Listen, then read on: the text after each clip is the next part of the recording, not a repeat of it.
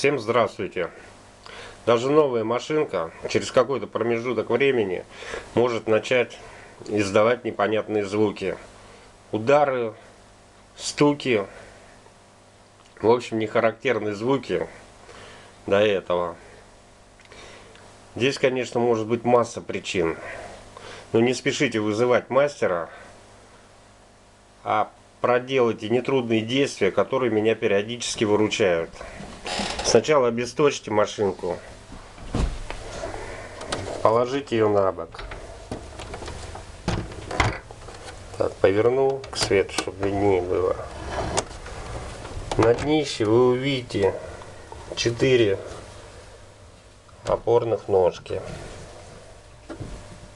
Они достаточно жесткие, и даже незначительное скопление на них спрессованной пыли может вызвать незаметную вибрацию, которая станет причиной этих непонятных звуков. Чтобы ее удалить, нам понадобится канцелярский нож строительный и влажная салфетка.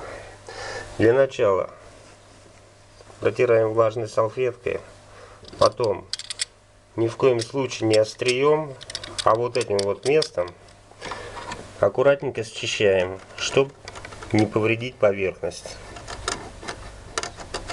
Чистили, опять протерли.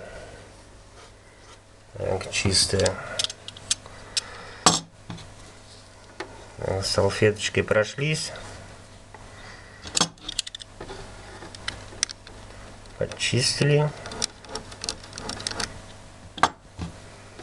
протерли.